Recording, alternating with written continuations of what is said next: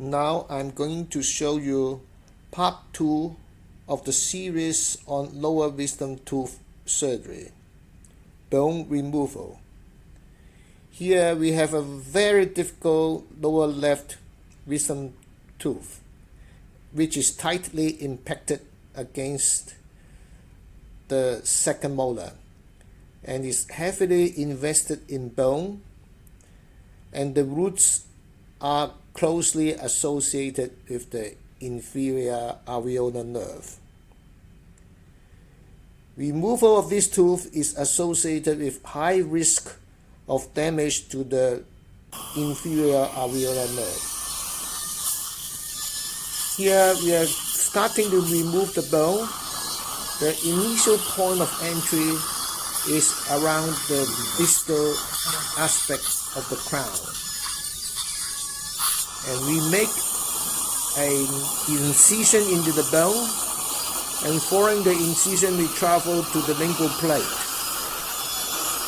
We must be very careful to protect the lingual nerve with proper retraction of the lingual soft tissue. After removing the lingual bone, then we proceed to remove the rest of the buccal distal bone around the crown.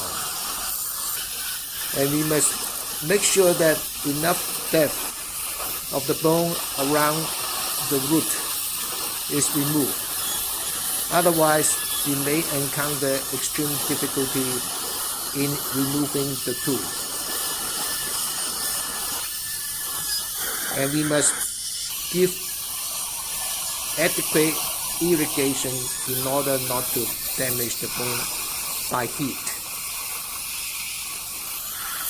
And here we proceed to remove the bone on the proximal aspect between the second molar and the wisdom tooth.